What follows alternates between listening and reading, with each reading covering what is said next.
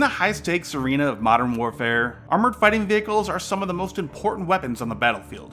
Their ability to shield soldiers from bullets, shrapnel, and nearby explosions, and navigate through nearly any type of terrain has mostly ended the days of trench warfare seen in World War I.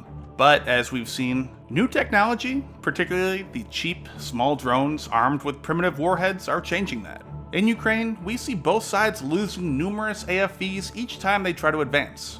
So with both these two things being true, their extreme importance, yet their recent increased vulnerability, the outcome of war could depend heavily on how many of these vehicles each side has remaining. Ukraine's stockpile is almost completely dependent on what countries like the US, NATO, and a few other countries decide to send them. However, Russia is pretty much limited to what they have themselves. So for this counting video, we decided to take a total and complete look at not just one type of vehicle, but all armored fighting vehicles in Russia's depots, and see what kind of insight we can gain from it.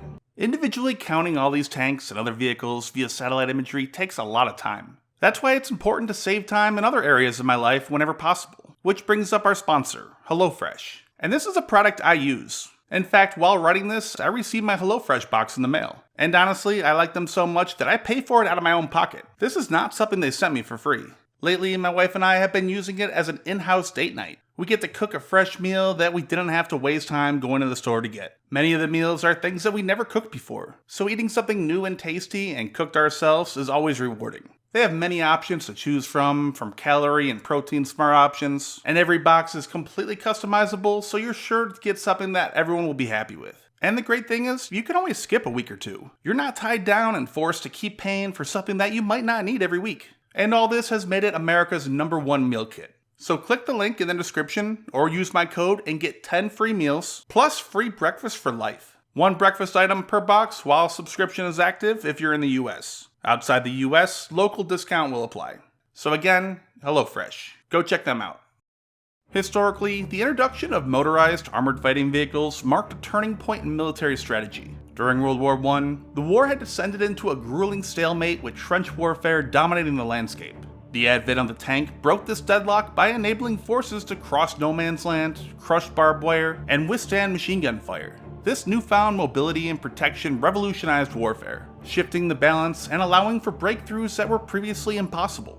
However, running out of these vital assets can spell disaster for a country engaged in war. Without AFVs, ground troops lose the mobile protection and firepower, and become vulnerable to enemy attacks. That loss of mobility also hampers strategic maneuvers, making it difficult to maintain the initiative or respond effectively to enemies' actions.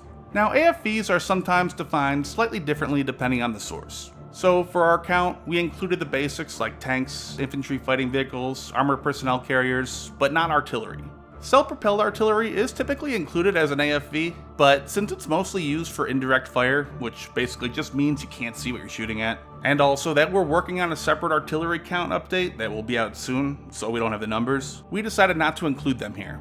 Speaking of behind-the-scenes work, another big thanks to Jompy's contribution again. His work and attention to detail is just incredible. Also, Radio Free Europe, Radio Liberty's journalist Mark Krutov, and I'm sorry if I'm pronouncing that wrong. He's writing an article on this topic that I'll include the link in the description. He was instrumental in providing a lot of satellite imagery, which helped offset a lot of the cost for the research for this video. Because, unlike tanks, Russia's armored fighting vehicle stockpile is spread across a massive number of storage bases. As you can see here, there are dozens of them. Again, way too many to show the satellite imagery and describe the changes at each and every one. But let me know in the comments how you might like to see this information presented in the future, because I normally like to show the satellite imagery and comparisons, since we have it all, and that way you can see it and not just take us at our word. But again, with this many bases, it'd take forever and probably be incredibly boring. So this time, let's just get straight into the meat of it, the final numbers. Here they are, broken down by each vehicle, along with the pre-war numbers and current stockpile. And as you can see, they still have quite a few number of AFVs left, just over 12,500. But more than half of those are in our poor, worst category. Jompy labels these as cannibalized, so since we have slightly different methodologies for labeling conditions, it's not a perfect comparison, but the trend is clear. Russia has pulled nearly 10,000 AFVs from storage since the war began, leaving just 56% remaining. If we look at just a good and decent condition, and we assume that roughly the same amount, or 7,000, were in that poor, worst, cannibalized condition pre-war as well, it's even worse for Russia. It'd be down to just 37% remaining, or nearly 2/3 gone. And the situation in reality is likely even worse. We know for a fact Russia has stored vehicles inside garages, which obviously we cannot see. And this accounts for reasons why we've seen some bases, like the 1311th outside of Yekaterinburg, apparently increase in numbers when we know that's not the case. Most vehicles are stored outdoors, but there are some like the 22nd here that have numerous garages. And over the last few years, we've watched as vehicles have come out, get readied, and shipped out. But all that to say, the total pre-war AFV number is likely much higher, which means the percentage of the good ones that remain is even lower than 1/3.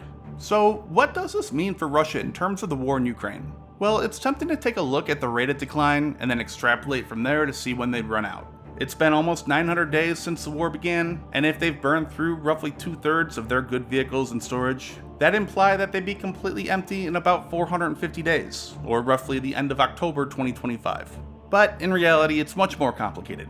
While we break down the condition of these vehicles into 2 or 3 different categories for simplicity's sake, there's actually a much wider range. Some of our decent condition might require just 1 work of repairs, and other decent ones maybe 1 month. Some vehicles might be in good shape, but they require certain parts that they either don't have or they're in low supply of. And on the same note, they might remove 2 vehicles from storage to take the parts they need to only form 1 new functional vehicle. So trying to predict when Russia might run out is complicated, and in all honesty, it's not really valid.